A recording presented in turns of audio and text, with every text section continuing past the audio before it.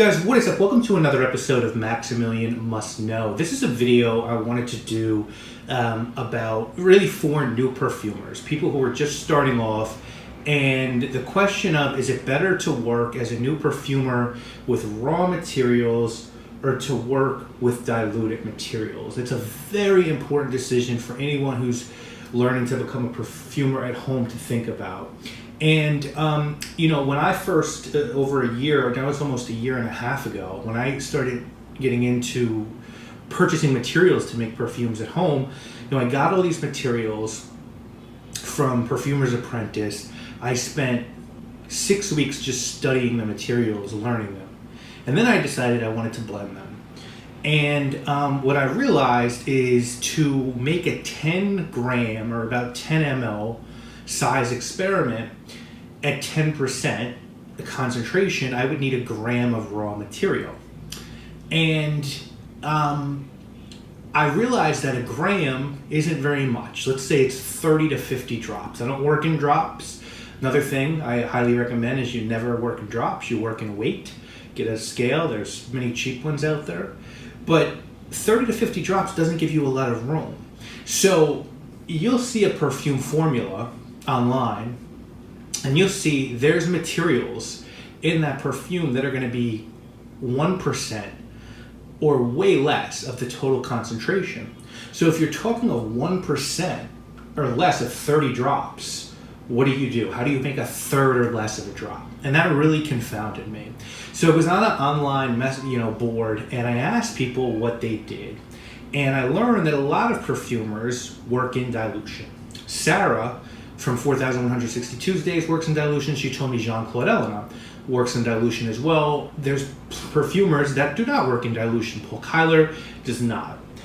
So first, let's quickly talk to you about what that really means, and then the pros and cons of both. So here you'll see some raw materials. This is galoxolide. Perfumer's Apprentice already dilutes this down to 50%. Here is the beeswax absolute, which is a straight solid. So with this, you're kind of forced to dilute no matter what. Here is Gaiac Heart from Robert Tett. And you'll see again, you don't really have a choice with this. This is a waxy resin of Gaiac wood. And then you have something called birch tar. And I feel like no matter what, you'd have to dilute this down as well, because this is so strong that it's just smoky. It really smells like smoky campfire.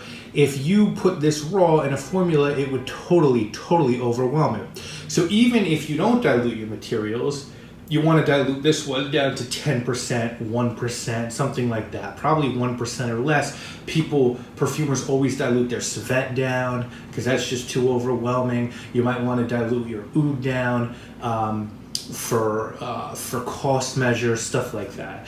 And here you could see all these materials. Well, here's my galoxolide. It's at 10% in this little bottle. I've labeled it so that I know it's 10%. And the producer is IFF, so I know that. Here's my beeswax absolute, 10%, France. I just want to know the country it came from. I have in my Excel spreadsheet the supplier I got it from. Here's birch tar. This is down to 1% from Europe. I got this from White Lotus Aromatics. A lot of people think that's one of the best natural supplier, them and Eden Botanicals. And if you can get Robert Tett Naturals, those are off the hook as well. And here's that Gaiac Heart from Robert Tett. We saw it here. Here's it down to 10%. What I do is I weigh out 9 grams of perfumer's alcohol, and then I take a tenth of that. So we're talking about 1 part of 10, and I get that amount in the Gaiac Heart. I weigh that out, and then I put that in that little bottle. I hit it with, I add in the 9 parts perfumer's alcohol and let it dissolve. So now, if I was working raw, I would just have these materials. I'd probably have to dilute these 3 solids down, but I would just keep this galoxolide at 50%. For those of you who don't know what galoxolide is, very popular musk. Just using some galoxolide and ISOE Super, you can make almost any fragrance you make last a lot longer. It's a very clean musk. I prefer ambretolide, the smell of ambretolide personally, but this is a really good musk, and it's very cheap as well. Okay, So there's your raw materials, here's your diluted materials. Now if you're working raw, if you're just gonna work with raw materials, you're gonna use a lot less space. I have 500 materials basically, so I need to have a place for the 500 raw materials and then the 500 diluted materials as well.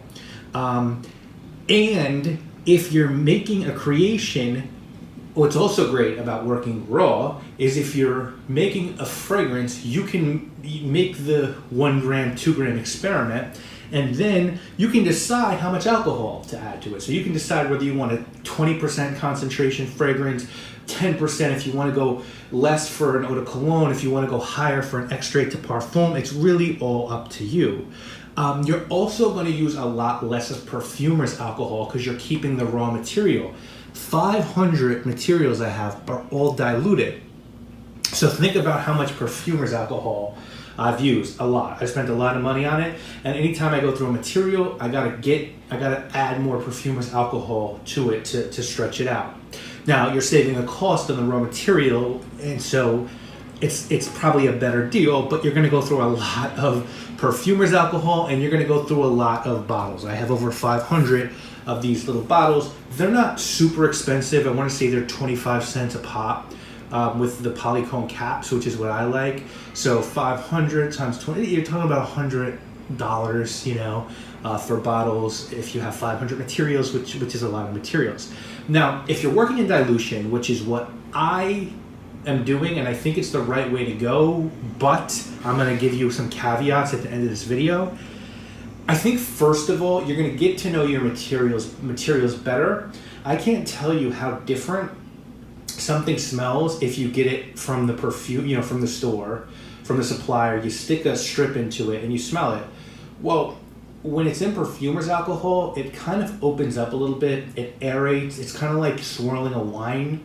I feel like that just really lets you know the material better.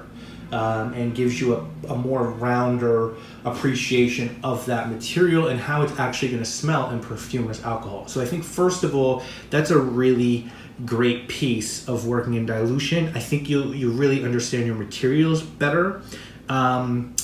You're also going to go through your materials at a much slower pace. And that's great when you're still learning. You know, if you get a gram of jasmine, let's just say jasmine Sambac Absolute, which is like, I don't know, $20, maybe something like that. And let's say that's 30 drops, about, maybe less. You have very little to play with and learn. But if you dilute that jasmine down to 10%, now you have 10 ml. You stretch that 1 gram to 10 grams to play around with and learn with and use in different ways. It just gives you a lot more to play with and learn with, and it's probably going to save you some money as well. So what should you do? Should you work raw? Should you dilute? I think ideally what you should do is both. I think if you're able to, dilute and then do this. Keep the raw material. The raw material that you haven't diluted, keep that separate. And then if you say, hey, I really like this blend, you can get your raw materials, you can make it straight in concentration, because if you're ever going to make a real perfume, that's how you're going to make it. You're not going to make it diluted. You're going to make it concentrate, a lot of it, and then you're going to add Perfumer's alcohol to it. Which is basically what Labo does, right? When you go to the Labo and they pretend they're making you a perfume, they're taking the concentrate, they're adding some water and alcohol to it and bottling it up for you. That's really how you make perfume. So I think that's the way to go. You keep your raw materials and then you keep them diluted. You can mess around and experiment with the diluted materials, and then when you like something, you can make a batch with the raw, and then you can decide what strength you want to make that. If you want a 20%, add 80% alcohol to 20%. You know, if you're going to make a let's say 100 gram experiment, 80 grams Perfumer's alcohol, 20 grams raw concentrate. The mistake that I made, I think, honestly, and I think it's too late for me to go back and fix this at this point, and I could, right? But the mistake I made is I should have diluted everything down to 20% instead of 10%, except for the things I talked about before, so that expensive ouds, maybe rose, obviously stuff like ambergris, stuff that's costly or super powerful. No, you want to keep that at what a standard level is. There's some pyrazines that I have that are, I believe, at 0.001%.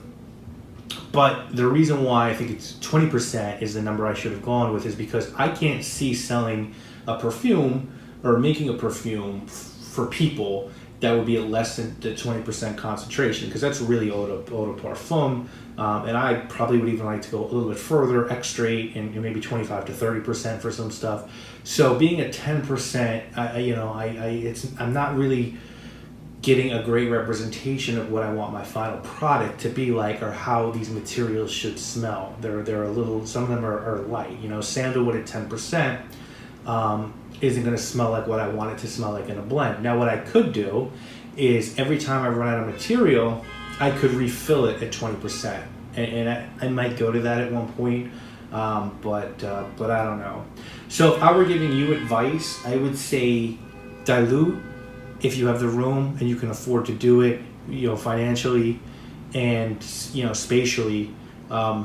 Keep diluted 20% or 10%, depending on what you want to do, and keep the raw material separate as well. I think that's your best bet. That'll allow you to learn, but keep the freedom to do what you want when you want. So I know this video isn't super helpful for everybody, or might not even be really informative, but I wish that I had seen this wish someone had explained it to me like this when I had started. Because I think I would have done that, and then I would have diluted everything down to 20%. 10% is fine though. I think Jean Claude Eleanor works at 10%. I know Sarah works at 10%. So it's not like it's a bad thing. It's just I wish I had done that at 20%. So that's it. Again, if there's any other videos like this you think would be helpful for you guys to sort of get some tips. If you're interested in at-home perfuming, or you think you might go down that road at some point, there's stuff you want to know about, you're interested in, hey, leave a comment, and I promise you I will get to it at some point. And by the way, I know there was someone who was interested in how the Ensar ouds are at 1% and 3%, and they're really, they're good. They're fine at that concentration. Here's Oud Yusuf. At 3%, and it's fine. I actually just used this today, and you can see I have a good amount to play with now.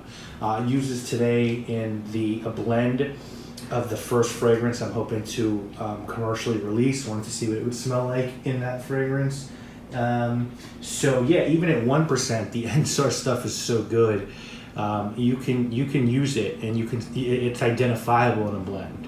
And certainly at 3 and even 1%, is it super strong? No, but the oud is there. You certainly, trust me, it does not get lost in the sauce. 100% is way too strong. Ideally, you'd probably want these diluted down to 10%, but 3% is not the end of the world. 1% will give you a little bit of an indication of what that will smell like, but I think it's fine to do that. That's it, guys. I'll see you soon again with another video, and I hope you enjoyed this one. My name obviously is Maximilian, and I'm a Snow. Peace.